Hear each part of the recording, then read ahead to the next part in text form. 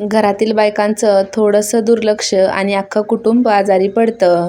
नमस्कार, तुम्हा सर्वांचे माझ्या आजच्या मिनी ब्लॉगमध्ये खूप खूप स्वागत आहे. मला रात्रीच्या जेवणामध्ये सोयाबीन वडीची भाजी बनवायची होती, म्हणून मी ते शेंगदाण्याचं कूट बनवण्यासाठी शेंगदाणे भाजून घेत होते.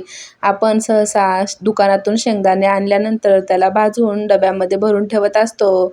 शेंगदाणे भाजण्याच्या अगोदरच म्हणजे वरून जे शेंगदाणे खराब आहेत ते दिसतात आणि आपण ते बाजूलाही काढतो. पण काही शेंगदाणे असे असतात की ते वरतून खूप छान दिसतात, पण आतमध्ये पूर्ण बुरशी लागलेली असते आणि शेंगदाणे भाजल्यानंतर हे असे शेंगदाणे ओळखायला पण येत नाहीत. म्हणून नेहमी शेंगदाणे आणल्यानंतर त्यावरील अशा पद्धतीने टरफल काढून एकाचे 2 भाग करूनच ठेवायचे, म्हणजे जर शेंगदाणे खराब असतील तर ते लगेच ओळखायला येतात.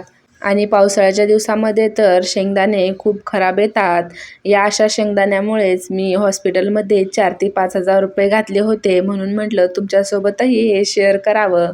सोयाबीन वडीची भाजी मी अगदी साध्या सिंपल पद्धतीने बनवते, पण या पद्धतीने बनवलेली भाजी खूप छान अप्रतिम लागते.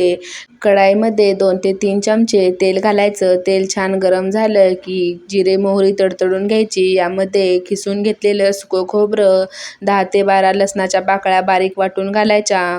लाल तिखट, हळद, गरम मसाला व बारीक चिरलेली कोथिंबीर घालून फोडणी परतवून घ्यायची. परतवून घेतल्यानंतर यामध्ये शिजवून घेतलेले सोया चंक घालायचे व मिक्स करून घ्यायचं. सर्वात शेवटी चवीनुसार मीठ घालायचं.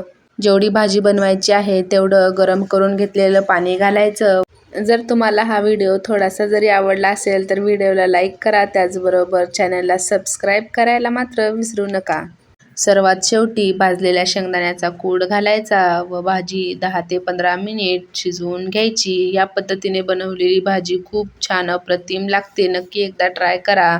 मला तरी पर्सनली ही भाजी भाकरीबरोबर खायला खूप छान लागते. मी जेव्हाही ही भाजी बनवते तेव्हा भाकरी तर हमखास बनवतच असते.